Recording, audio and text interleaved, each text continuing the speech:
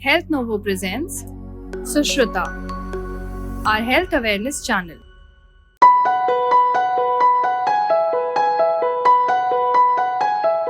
नमस्कार, मैं हूं डॉक्टर पंकज पारेख और मेरे साथ है डॉक्टर निहार पारेख। हमने अगले एपिसोड में आपको कॉन्स्टिपेशन के बारे में जानकारी दी, पर यह भी बताना अभी बहुत जरूरी है कि उसको कैसे मैनेज किया जाए।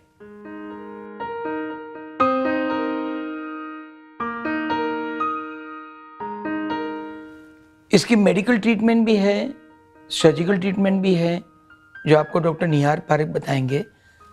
मगर जो कॉमन ट्रीटमेंट है, जो समझो करीब हर बच्चों में दी जाती है, वो है डाइट ट्रीटमेंट। कुछ पॉइंट आपको याद रखने हैं। नंबर 1 साल की उम्र के बाद बच्चे को ज़्यादा दूध मत पिलाइए। माँ का दूध हो या ऊपर का दूध हो, दिन में खाली 3 ही बार दूध दीजिए, बॉटल मत दीजिए और रात को नींद में दूध मत दीजिए।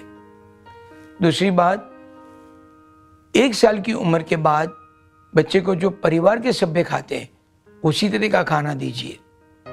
उतनी मिर्च, उतनी मसाला वो भी खाने में डाल सकते हैं, मगर मिक्सी वाला नरम डाइट, ब्लेंड किया हुआ डाइट मत दीजिए। तीसरी बात, ज़्यादा मैदा मत दीजिए।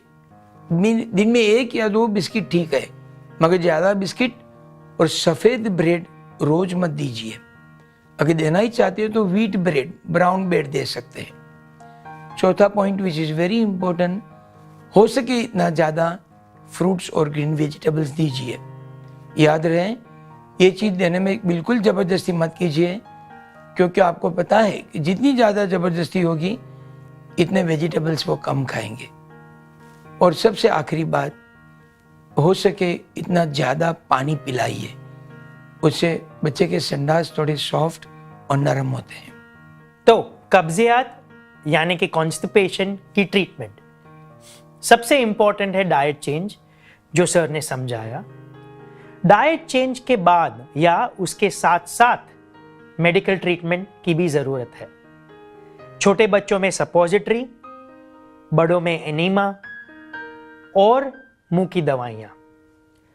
कॉन्स्टिपेशन में होता क्या है ये जानना बहुत जरूरी है। कॉन्स्टिपेशन में स्टूल हार्ड होने के कारण बच्चे उसे पास नहीं करते और पकड़ के रखते हैं।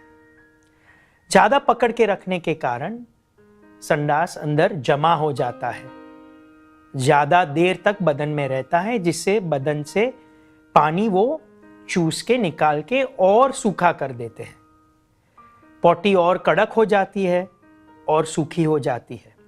जब वो बच्चा उसे पास करने की ट्राई करता है तो वही हार्ड पॉटी वो संडास की जगह को छील देती है। उधर घाव हो जाते हैं जो बहुत दर्द देते हैं, और वही दर्द के डर से वो पॉटी और पकड़ के रखता है। और अगर ये पॉटी ऐसे ही पकड़ी रखी और कड़क होती गई तो आंतड़ियां भी कमजोर हो जाती हैं, क्योंकि वो थक जाती है। तो ये सब जो ट्रीटमेंट है डाइट के साथ साथ सही प्रकार से देना बहुत जरूरी है। पहले वही पॉटी, वही संडास को सॉफ्ट करना दवाइयों से, जिसे स्टूल सॉफ्टनर्स कहते हैं। दूसरी, लैक्सेटिव्स, जो आंतड़ियों को थोड़ी एक बूस्ट देते हैं, जिससे वो पॉटी को बाहर धक्का मार सके। तीसरी, वो नीचे के जगह के संडास को साफ करना, सपोजिटरी द्वारा या इनीमा द्वारा।